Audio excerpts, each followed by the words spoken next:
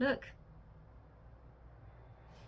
I'm welcoming you today with yet another cup of tea. The world must be turning on its axis, or whatever. This I know is highly unusual. I have, however, already had a coffee because I've been to visit my mum on my way home from filming. So today I will talk a little bit about why I've been filming. It is for Jersey Festival of Word, for promo for it, for social media content basically. I was invited as well as other authors who are appearing and have slots at the Jersey Festival of Word, and asked 4 questions, and then I obviously answered them. So my talk at the Jersey Festival of Words, the first talk I'm doing is as Georgina Troy, and I'll be talking about self-publishing. And although my Georgina books are now, that I self-published, are now published or have been relaunched, that was relaunched by Boldwood, I still have self-published books. So I am self-publishing, I have self-published 1 thriller and I've got another one to work on. And I've also got my Broken Faces, an historical, I've got a novella, and I've got another little book. So I still do self-publish, and I love self-publishing. And I suppose the reason that I signed across my backlist, my contemporary romance backlist, to Boldwood was because writing for them, which I really, really wanted to do, and also writing for HarperCollins, which I absolutely adore doing, is a lot of work. So writing, I suppose I write 3 books in a year. Those books also, and the previous books, have to be edited in a year. So that's structural edits, copy edits, line edits, and proofs. And that's very tiring, especially when you also self-publish books. And when you self-publish, obviously you do everything yourself. So you arrange a cover designer, you arrange the edits, you arrange all the marketing, and obviously the social media around it, that sort of thing. And you have to set it up on whatever platform you use to sell your books. I tend to use Amazon. I don't go wide with my books. I did try that, but ended up earning less. And whatever you think of Amazon, it is a good way, an easy platform to sell your books on, really. So that's why I signed my books. My backlist to Boldwood was basically because I wanted to write for them, and I couldn't fit in the amount of self-publishing I was doing as well as the books that I was writing, even though I write full time.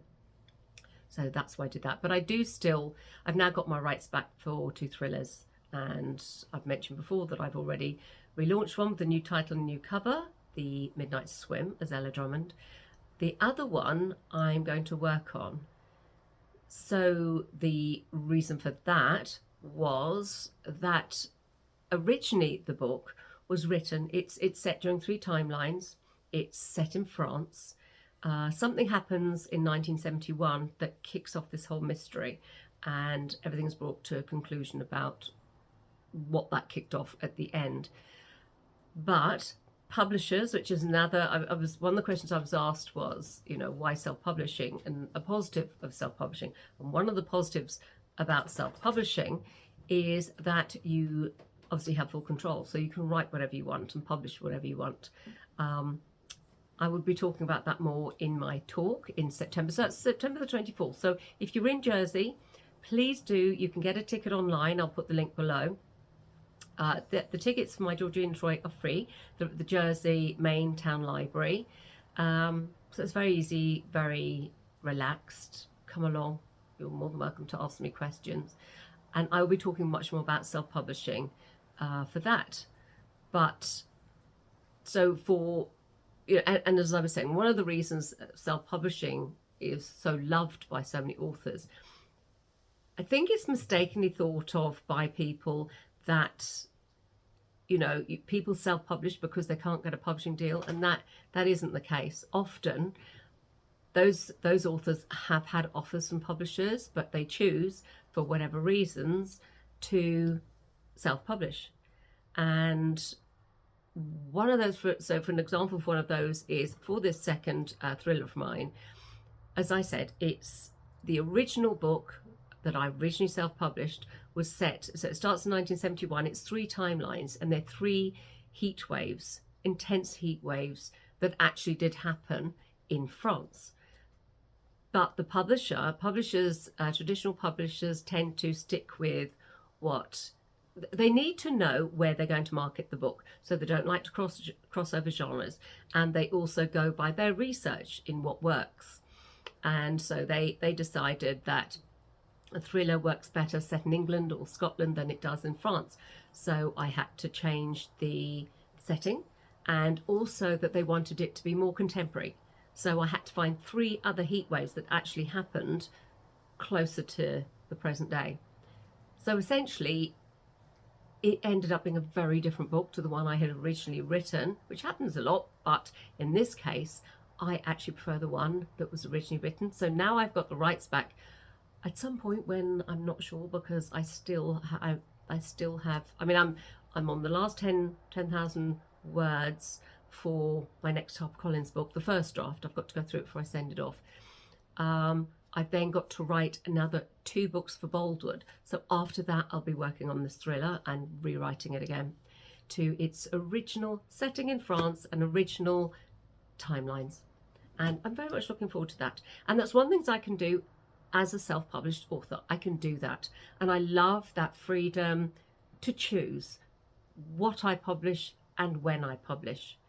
And that's one of the things I'll be talking about in my talk at the Jersey Library on the 20th of September. It's at lunchtime between 1 and 2, I believe.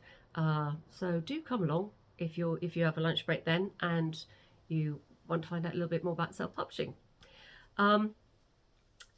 I'm also at the main auditorium on Saturday the 28th as Deborah Carr, talking about the story behind, was talking about my book, that's another talk I'm doing, about my book, Neighbours at War, with Jenny LeCote. And she's talking about her book, Beyond Summerland. Now, yes, I'll talk about that actually at the talk, but it's really interesting. I'm reading her book at the moment, so I'm really enjoying it. It's a very different aspect of, well, firstly, hers is set after the occupation. Most books set during that time are, like I've written, are during the occupation. Hers is after the occupation, and I'm really enjoying reading it. And we'll be in conversation, and we'll be chatting about our books and our other historical novels, I imagine. So I'm looking forward to that. Again, you can get tickets. That talk is not free, but it's in the lovely plush seats in the main auditorium at the Arts Centre. So I'm very much looking forward to that. I'm very excited.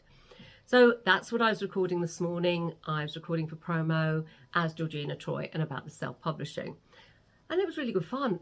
It felt like, I mean, because I'm so deep in this historical novel that I'm writing, because really that's what I've been doing for the last few months, and they sent me the questions about a week or so ago. I suddenly had to look at them yesterday and then again this morning and thought, oh gosh, what was my publishing journey? What are the top tips for this or whatever? And I really had to think about it, because when I'm involved with one book, I'm really, really absorbed in it. And it takes a moment to actually think, okay, let's park that for a second. And what was I doing with this? And that's what I'm going to have to do next week. So I'm going to finish this book. I'm hoping I finish it. The first draft, my first draft's always shorter. My first draft will be probably 85. No, it's already 85,000 words. So it's going to be 90,000 words. Sorry, I don't know where I am. 90,000 words. It needs to be around about 100,000 words. And I'm going to have a day off on Sunday. I haven't had a day off for ages, actually. So I'm looking forward to that. Then on Monday, I will start going through the book, because I need to go through it. I've had some other ideas as I've written it, and I leave notes on my manuscript, and then I'll filter them through the story. So it's going to take me about 2 weeks to do that. And I was hoping to submit it to my publisher around about the 14th of September, but that's my HarperCollins publisher. But I was then contacted the other day by the proofreader for Second Chances at Hollyhock Farm, the second book in this series. This is the one that follows this series, the book that follows this book, Welcome to Hollyhock Farm. And I have to do proofs for that. So I've got a week to do those. I don't think they'll take me a week. but I have a week to do those, which means I have to come out of my headspace from going through this first draft, and I like to stay with it because you're tying up a lot of things in your head. It's like a puzzle. Yeah, I need to put this in here, or this is a good place for this, that doesn't work there, that sort of thing. And then get back to it again, probably be halfway through that first draft, and I'll have to get back to it again and follow it through. So yes, so I've got to stop for proofs, which is a pain. I knew they were coming at some point. I would have just preferred them to come like a week later, but it is what it is. You know, if you write for 2 publishers, you've got to obviously make everything fit together. So that's what I'm doing. I did have a marketing meeting the other day with Boldwood, which is fabulous. They're really, really organised. And one of the things they mentioned was I have now sold over 100,000 copies of my books with them, which is really wonderful. So I have a few of my books, but 100,000 copies, that's not bad at all. I'm really happy with that. And then I spoke to my editor at HarperCollins at One More Chapter, and she was saying I needed to give a quote for an author's novel to go on the cover, which is always exciting for me. That never doesn't excite me. And I mentioned, you know, how far along I was with this book and how it's going, whatever. And as I've said before on my chats here, this next historical is different to my others. It's similar in certain ways. I mean, obviously the writing style is going to be the same.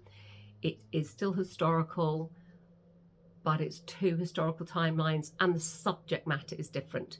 And it's been so exciting doing that. Learning, I mean, I always learn something new with every book, but this has taken quite a lot more research.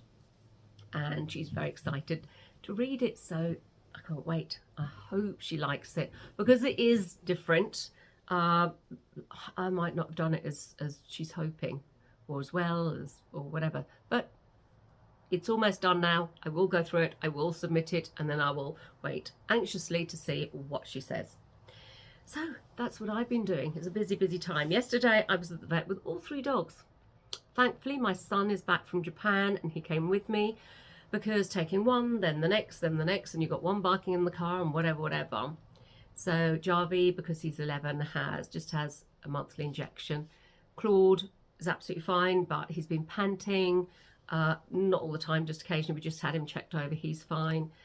And Rue had various things we've got to sort out. They're all getting old at the same time. 2 are 11 and 1's nearly 11. Rue's the baby. As of yesterday, he has been with us for 9 years, little Rue. He's down there now, sleeping. So yeah, it was his gotcha day yesterday, 9 years ago. I can't believe he's, on the one hand, I can't believe he's been with us 9 years. On the other hand, it feels like, you know, only a couple of years ago. So yes, he was at the vet. So he's got various pills and stuff like that. He's absolutely fine. It's just Rue. And I got back home because I was quite anxious about it, because he's been a bit ongoing, his issues. And took my mum out to an appointment, and she said, "Oh, you must be so relieved that Rue's fine." I said, "Well, I was." And then as I left my studio, he hurt himself, and thankfully I was concerned. He didn't bleed or anything. I was very concerned with, did he have a thorn? Did he have something in his foot? What was it? It was obviously a bit red. Did what I could, and in the evening it was a bit swollen, so we did a few things. This morning he's fine. So I am relieved again today. Today is a better day than yesterday. So I now have to get on. I will drink from my Boldwood mug, and I will wish you a very happy rest of your week and a wonderful weekend. And whatever you're doing, I hope you enjoy doing it. Yeah, I better now get back into my historical head and get on with my work. Because if I do not finish this book tomorrow, I am working on Sunday, and I really would like to have one day off. So I hope you have a lovely day. I hope you have a lovely rest of your week, and thanks for joining me again. If you haven't subscribed before, please do subscribe. You just get a little alert letting you know I put up a new YouTube chat. And do leave a comment and ask any questions if you like. If you live in Jersey and you are interested in either of those talks, I will put the links below. And if you are, I hope to see you there. Do let me know if you do come along that you listen to this channel, because I love meeting people and I love chatting to people as well. So thanks for joining me and have a great week.